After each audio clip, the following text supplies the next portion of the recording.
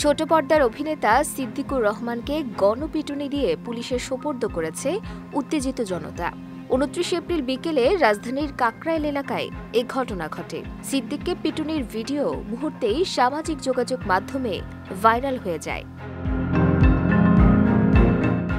ভিডিওতে দেখা যায় পিচ রঙের টি-শার্ট ও জিন্স পরেছিলেন অভিনেতা। এমন সময় একদল জনতা তাকে দেখে আওয়ামী লীগের দোসর উল্লেখ করে স্লোগান তোলেন। এক পর্যায়ে সিদ্দিকের দিকে তেড়ে এসে মারধর করতে শুরু করেন। ধস্তাধস্তিতে অভিনেতার টি-শার্ট ছিঁড়ে যায়। সিদ্দিককে মারধরের পর টেনে নিয়ে পুলিশের কাছে সোপর্দ করছে জনতা। ঢাকা মহানগর পুলিশের রমনা বিভাগের উপকমিশনার মাসুদ সংবাদ মাধ্যমকে বলেন, বিকেলে দুর্নীতি দমন কমিশনের সামনে তাকে আটক করে স্থানীয় কিছু লোকজন।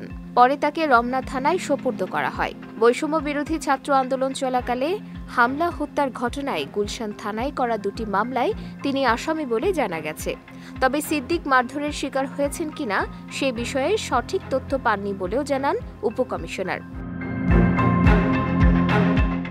অভিনেতা সিদ্দিকের জন্ম টাঙ্গাইলের মধুপুর উপজেলায়। ২ যুগেরও বেশি সময় ধরে তিনি অভিনয়ের সঙ্গে সম্পৃক্ত। তিনি আওয়ামী লীগের রাজনীতিতে সক্রিয় হওয়ার চেষ্টা করেছিলেন।